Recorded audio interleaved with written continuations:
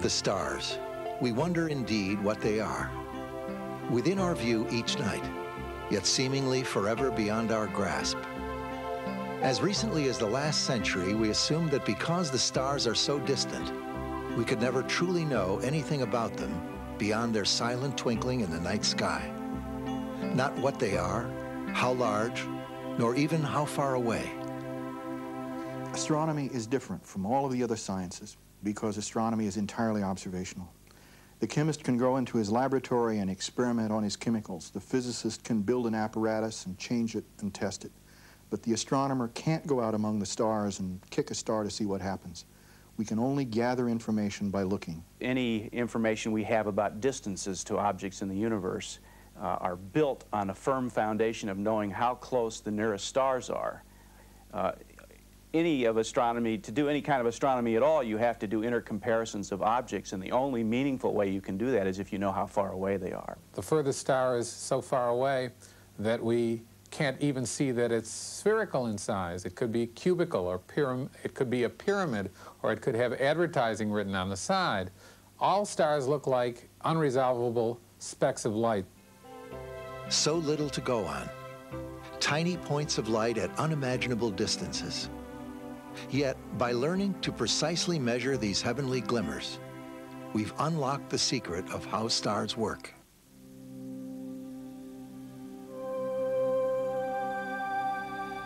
The ancient Greeks were the first to note the precise locations of stars in the night sky. While they could only wonder about the distances to this panoply of lights, today we carry on this tradition in the field of astrometry. In the simplest terms, astrometry is the measurement of the position of stars. It may be planets, it could be the sun, but it's the measurement of the positions of stellar celestial objects. And it's important because objects move, and from the movement of objects we can determine many things. One of the most important would be the parallax of stars. Well, the way I like to explain it is, and to illustrate the effect is just the simple sort of thing of holding your thumb up in front of your face. If you do that and you look at your thumb and you blink your eyes, one eye and then the other one, your thumb appears to jump back and forth compared to the background. If you do that with your thumb very close to your face, it'll jump back and forth over a large arc. If you do it when your thumb is farther away, blink your eyes again, it'll jump back and forth, but not with as large a jump. That's the effect we're looking at in trying to measure parallax. Now, can you use this to measure distances of stars? It'll be nice to pluck your eyes out and stick them millions of miles apart, and then if a finger was very, very far away indeed, you could still see the shift back and forth. But we don't do that. But what we do is take a picture of a section of the sky, say in June, and take a picture of that same section of the sky in December, and compare the positions of stars. Once a star's parallax is determined, its distance from the Earth can be calculated using principles of triangulation. For example, surveyors who can't get across the river would lay out a baseline on one side of a river, and from one end of the baseline cite a point on the other side, and then from the other end cite the same point, and the angles between them, they could then use trigonometry to solve the distance across the river.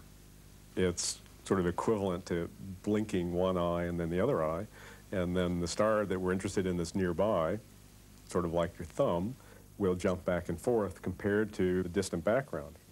The bigger the motion, the nearer the star, and we can then calculate its distance. The determination of stellar parallax is almost as old as organized astronomy itself. It dates from Greek times. If indeed the Earth moved around the sun, as many like Aristarchus speculated, then the stars should show parallax. But no parallax was found. On measuring parallaxes, it's easy to point out why the early astronomers could not measure the parallax even to the nearest star. The angle of the parallax of the nearest star is less than a second of arc. Parallaxes are measured in angular units as arc circles.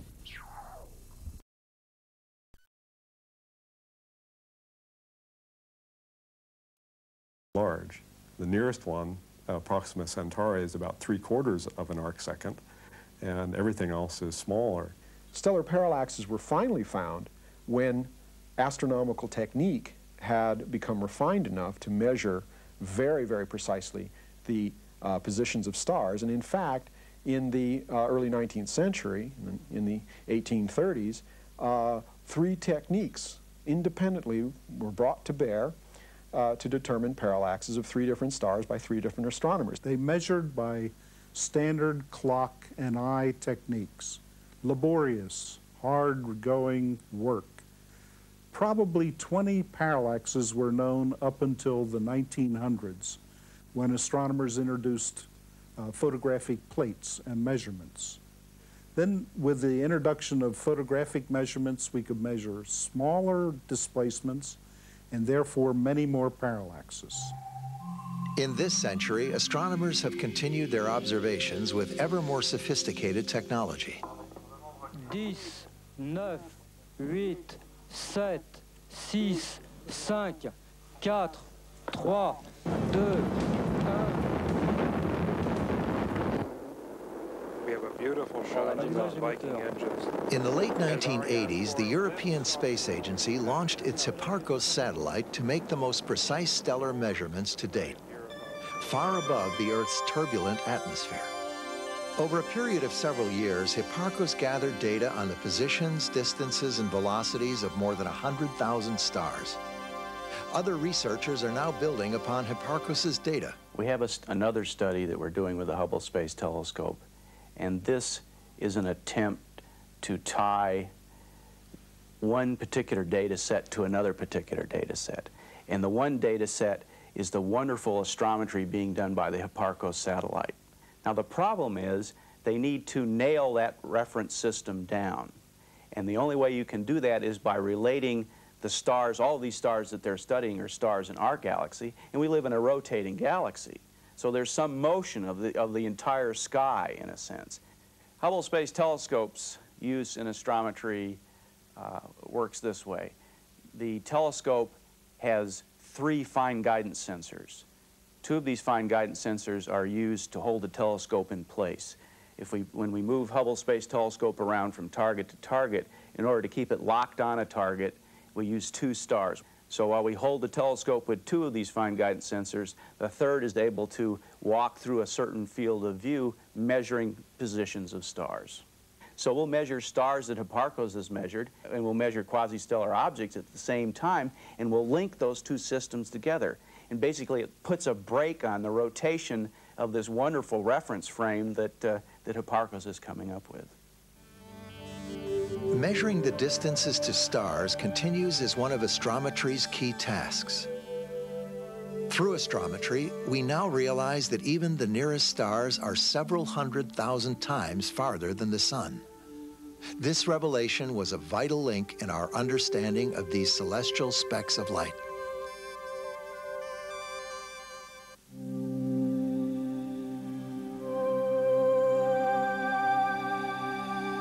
Under the canopy of the evening sky, the heavens present an expansive array of lights, each differing in intensity, from faint glimmer to radiant glow.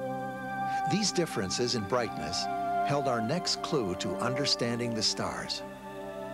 This range in brightness was so obvious to everybody throughout history that even in ancient times, the Greeks, as they began to use the first star catalogs, felt that they wanted to include in the catalog not only the name of the star and its location in the sky, but also some kind of an indication of the star's brightness. And so a Greek astronomer named Hipparchus came up with the first brightness scale, which we call the magnitude system today. These magnitudes that Hipparchus set up were obviously visual magnitudes. They're magnitudes as we see them with the eye. Now, of course, when we got telescopes, we could see stars fainter. In fact, that was one of Galileo's proofs that the universe was larger than we thought it was. He could see fainter and fainter stars. The original scale is no longer useful, and at the same time, they didn't want to abandon it. I know that many modern astronomy students would have been happier if they had just dropped it and started with something more sensible from scratch. And so 150 years ago, astronomers decided simply to modify the ancient scale and otherwise continue to use it today. In order to modify it and make it truly numerical, They had to decide what exactly does a magnitude mean. It turned out that one magnitude had to correspond to a factor of about 2.5 times in brightness. A first magnitude star would be 2.5 times brighter than a second is 2.5 times brighter than a third 2.5 times brighter than a fourth, and so on. Not only does this allow us to express fractions of a magnitude now, we could say a star is 1.76 magnitude, if that's what it is, but we can also extend the range or the scale beyond the original range of 1 to 6. Even after astronomers modified the ancient magnitude scale, it could still only tell us how bright a star appeared to be. What we really wanted to know was the true brightness of a star, or its luminosity. Unfortunately, there's no way to measure the luminosity of a star directly. When you aim a telescope at a star, no matter how precise the instrument is that measures the brightness, all you can measure is the light which actually reaches you. Now, to fairly compare stars, the energy that stars give off, their magnitude, we have to put them all at the same distance. So again, we need to know a little bit about the distances to stars. Fortunately, there's kind of a loophole here that astronomers can take advantage of, and that's the fact that light behaves in a very simple as well as a very predictable manner. If you move twice as far away from a star, it becomes 4 times fainter looking. 2 squared is 4, you square the distance. And so because light behaves predictably like this, if you were to measure the apparent brightness of a star, which is what apparent magnitude expresses, and if you were also as a separate step to somehow determine the distance to the star, using, for example, the parallax technique, then it would be possible, knowing how light behaves, to actually calculate how luminous the star must be. In other words, how much energy is that star generating every second in order to appear as bright as it does at that particular distance. When astronomers made these measurements or calculations for the first time, they were really surprised by how much of a range there was even in the true brightness of stars, in their luminosities. They were expecting that stars were all very similar and that their different appearance in the sky was simply a result of them being at different distances. Distances certainly have a lot to do with it, but even luminosity varies over a surprisingly large range. We have measured, detected stars that are as much as 1 million times more luminous than the sun. That's their actual energy output now. That means that they are producing 1 million times more energy every second than our sun is. And there are also some stars that we've found that are as much as 10,000 times less luminous than the sun, producing 10,000 times less energy every second.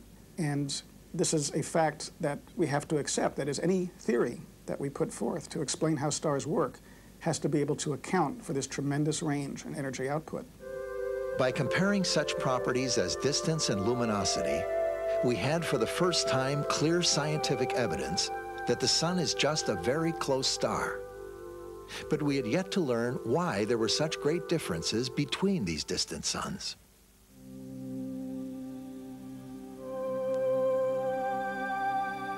Since stars are suns, we know they must be intensely hot. Measuring just how hot the surface of a star is was our next step in understanding how stars work. When astronomers first started taking spectra of stars, they spread the light out into the rainbow and they noticed a certain pattern of dark lines in the spectra. They didn't know what the lines meant. They didn't know why they varied from one star to another. The reason for the difference in the appearance is almost entirely due to differences in temperature. That in very hot stars we will see a certain set of lines, helium happens to be one. In cool stars we will see a different set of lines. The temperatures of stars can be determined quite exactly by seeing how bright stars are in different colors, different wavelengths.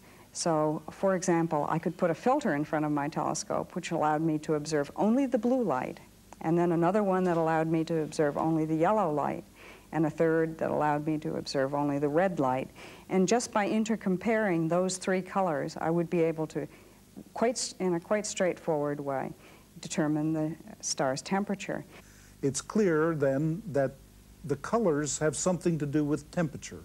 And there's a very nice little example of that. If we watch a filament of a light bulb warm up, if we turn the light on with a rheostat very gradually, we see the filament come on as a red filament. That's because it's relatively cool. And as we put more energy through that filament and get it hotter and hotter, as it heats up, it gets sort of yellow, then it gets blue. So we can see immediately that the color of a star is a measure of its temperature. Most of the common stars that we see have temperatures in the range of maybe a few thousand degrees to up to 50,000 degrees, although we know the range of temperatures of stars is much larger than that. But typical a star like the Sun has a temperature of about 6,000 degrees. So the range is from a few thousand to a few tens of thousand for stars that you and I are familiar with. There are very peculiar or faint stars that may be much cooler and stars that are much hotter, but they're rare. Near the beginning of this century, a couple of astronomers named Hertzsprung and Russell began to compare stars and their characteristics. They created a type of diagram, which we call the Hertzsprung-Russell, or simply the HR diagram in their honor today. The HR diagram stands for its two independent co-discoverers, the Hertzsprung and the Russell diagrams, which only came together as the HR diagram in the 1930s. Basically, they took advantage of the fact that by that point in history, astronomers had measured surface temperatures and luminosities for a great number of stars in the sky. So they felt it was about time that we compared those two characteristics to see if, in fact, there is any kind of a relationship, if the temperature of a star has anything at all to do with how luminous that star happens to be. Einar Hertzsprung and Henry Norris Russell were trying to appreciate ways to describe how stars varied in their physical characteristics of brightness, spectrum, color, and used these graphical relationships to express their ideas. And so in this diagram, in which temperature and luminosity are compared, temperature is explained or described horizontally. That is, the farther a star is to the left on the diagram, the hotter and bluer the star is, and the farther the star is to the right on the diagram, the cooler and redder it is. One of the ways that we have to determine the surface temperature of a star is by studying its spectrum and determining its spectral class. And so many of these diagrams have those famous 7 letters, O, B, A, F, G, K, M, which indicate the temperatures ultimately of the stars, going from hot to cold. In addition, the luminosity or intrinsic brightness of the star was expressed vertically on this diagram, with the brightest stars at the top and the faintest stars at the bottom. So every star at any given moment in its life has a particular temperature, particular luminosity that can be measured, and so every star up there has a particular location on this diagram if we were to choose to plot it on this diagram. This is not a plot of a star's position in the sky, rather it's a plot of its characteristics at that particular moment in its life. Astronomers discovered that about 90% of observable stars fell along the diagonal line known as the main sequence. For these stars, it could be clearly seen. The hotter they are, the brighter they are.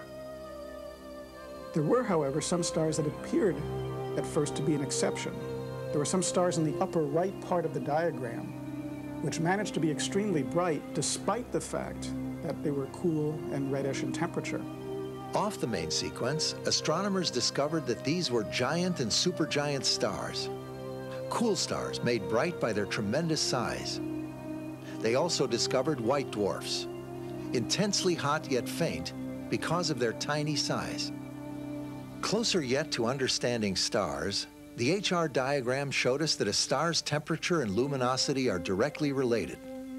However, it could not in itself explain why.